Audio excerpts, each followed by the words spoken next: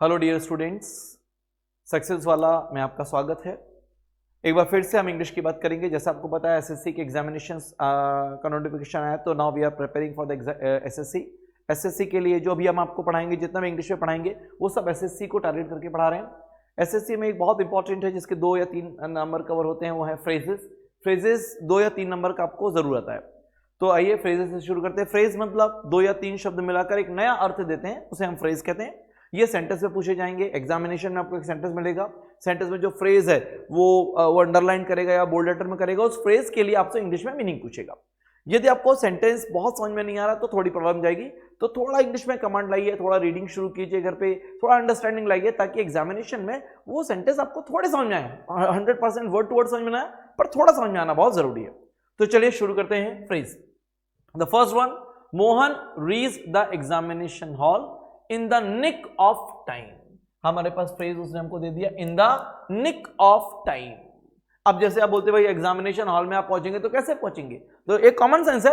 मान लो हमको नहीं समझ में आता in the nick of time, हम भूल गए एग्जाम में, तो थोड़ा सा कॉमन सेंस लगाएंगे तो भी एग्जाम में बन जाएगा कि भाई एग्जामिनेशन हॉल में यदि कोई पहुंच रहा है तो कैसे पहुंचेगा, लेट पहुंचेगा नहीं, है ना, या तो थोड़ा सा पहले पहुंचेगा या एग्जाम के बिल्कुल लास्ट मोमेंट में पहुंचेगा। पर पहुंचेगा कहां, समय से थोड़ा सा पहले और समय पर। तो अब यहां पर ऑप्शन में क्या मिले हमको, वेरी लेट। ये ऑप्शन नहीं लगेगा क्योंकि भाई लेट आप एग्जाम में नहीं पहुंचोगे, काट दो। जस्ट इन टाइम, बिल्कुल उसी समय पहुंचा, लाइक दैट वन। अच्छा, ये पहले से टिक इसलिए है भाई, मैं पहले बता दूं, अब एक इसके पहले मैं वीडियो बना रहा था पर साउंड रिकॉर्ड नहीं हो पाया, तो मुझे फिर दोबारा बनाना पड़ा। इज ऑलरेडी अब ऐसा हो गया, बट ठीक, इट्स ओके। आप देखिए, तो just in time, just before time, समय से थोड़ा सा पहले पहुंचा, और जस्ट आफ्टर टाइम, ये दो तो ऑप्शन बिल्कुल कट गए। अच्छा, हमेशा जब भी 4 ऑप्शन मिले तो आपको हमेशा इस पे फोकस करना पड़ेगा कि हमारे लिए ऐसे 2 ऑप्शन होंगे तो बिल्कुल ही हट जाएंगे, तो 2 को किनारे करें, बाकी पर फोकस है। तो 2 तो कट गए, कौन सा, वेरी लेट और just before time, sorry just after time, 2 तो बिल्कुल ही लगेंगे, बचे अब 2, जस्ट इन टाइम और जस्ट बिफोर टाइम। तो ज्यादा बेहतर ऑप्शन कौन सा हो जाएगा, जस्ट इन टाइम। बिफोर भी आप ले सकते हैं, मतलब आप 2 नियरेस्ट पे पहुंच जाएंगे, उसमें से एक यदि थोड़ा पढ़ा हुआ है तो बन जाएगा। तो in the nick of time मतलब बिल्कुल उसी मोमेंट पर, उसी समय। तो just in time, so in the nick of time का मतलब क्या हो जाएगा, जस्ट इन टाइम, बिल्कुल उसी समय, लाइक दैट वन। नेक्स्ट आता है, the truant school boy told cock and bull story to escape the punishment. यहां पर आपके पास एक और वर्ड आया, ट्रूएंट। ट्रूएंट का मतलब हो जाएगा, truant is very important word, that is कामचोर। ट्रूएंट इज कामचोर। ये आपको 1 वर्ड में ही पूछा था। ट्रूएंट जो शब्द है ये 1 वर्ड में पूछा था, ध्यान रखिएगा। तो ट्रूएंट मेरा मतलब कामचोर, जो काम ना करना चाहे, ट्रूएंट। तो ट्रूएंट स्कूल बॉय, अब ट्रूएंट कामचोर है, मतलब अजीब सी कुछ भी बताएगा कहानी।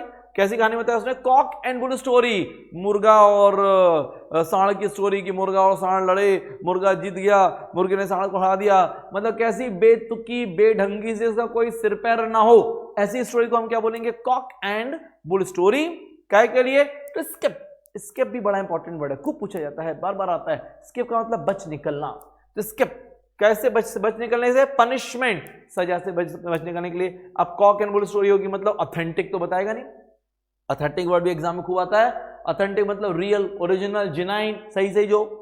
बोरिंग स्टोरी बता दी। इंटरेस्टिंग, जो बड़ी अच्छी थी वो बता दी। और ऑथेंटिक, अब देखिए 2 तो है नहीं, एक तो ये हट गया और एक दूसरा इंटरेस्टिंग हट गया। अब बोरिंग और अनबिलीवेबल हो सकता है, तो बोरिंग भी स्टोरी नहीं होगी। तो बेहतर कौन सा ऑप्शन हो जाएगा, अनबिलीवेबल, जिस पे कोई विश्वास ना किया जाए, ऐसी बेढंगी सी अजीब सी स्टोरी। तो कॉक एंड बुल स्टोरी मतलब unbelievable story.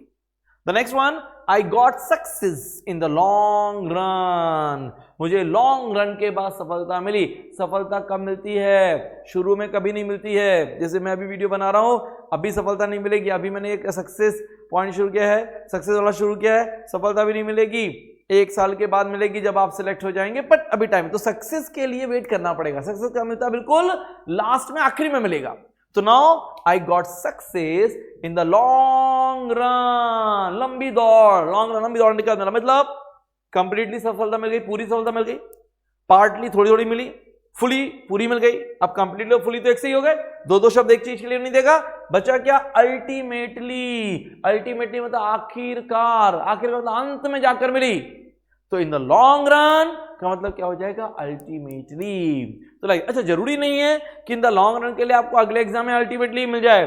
Kock and bull के उससे मिलता जुलता वर्ड वो देता है, तो ये भी देखना पड़ेगा कि वही वर्ड नहीं आएगा पर उसका मतलब आपको पता होना चाहिए।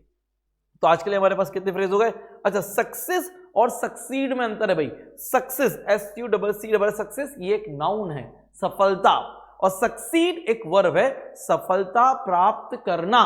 तो सक्सेस और सक्सीड में थोड़ा सा अंतर है। तो यहां पर ये नाउन है, ये इसलिए बताया कि बस जो वर्ड है उन पर डिस्कशन करते चले तो कहीं ना कहीं एग्जाम में वो आपको काम देगा। कई बार एग्जाम में सक्सेस और सक्सीड को लेकर एरर आती है, तो ये सक्सेस नाउन है और सक्सीड वर्ब है भाई। तो now these are the phrase. आज के हमारे फ्रेज कितने हो जाएंगे? एक हो जाएगा in the nick of time, cock and bull story, in the long run. बिल्कुल सरल है, तीन। पहला in the nick of time, cock and bull story, और in the long run. Copy में बराबर ये फ्रेज लिखे हैं, उसका इंग्लिश मतलब लिखे हैं, मतलब उसका मीनिंग लिखे हैं, और रोजाना एक दो बार रिवाइज करें। अगले दिन फिर आपको 3-4 मिलेंगे, तो रोजाना मैं आपको 2-3-4 फ्रेज दे रहा हूं। तो सक्सेस वाला में आपको रोज थोड़ा ग्रामर मिलेगा, ये आपको हेल्प करेगा to approach your SSC examination. SSC को टारगेट करके अभी आपको ये ग्रामर दे रहे हैं, तो जस्ट फोकस एंड हमारे साथ बने रहें। हमारा एक नया बैच आज से ही 22 से शुरू हुआ है। ये पुराने बच्चों का बैच है जो ऑलरेडी कहीं कहीं क्लासेस में पढ़ रहे थे और उनको थोड़ी दिक्कत जा रही थी, कुछ एग्जामिनेशन करने निकल रहे थे, तो उनका बैच आज से शुरू हो गया है 22 से। और इसका 2 से 2 तारीख से एक नया बैच और शुरू होने वाला है फ्रेश बच्चों के लिए साथ में, जो बिल्कुल फ्रेशर्स हैं और अभी एग्जामिनेशन में अपीयर हो रहे हैं। तो हमें कांटेक्ट करें। सक्सेस वाला अब जबलपुर में है, जबलपुर में आपको इसके बैचेस मिलेंगे। बैचेस के टाइमिंग आपको ऑफिस में पता चल जाएंगे। Thank you.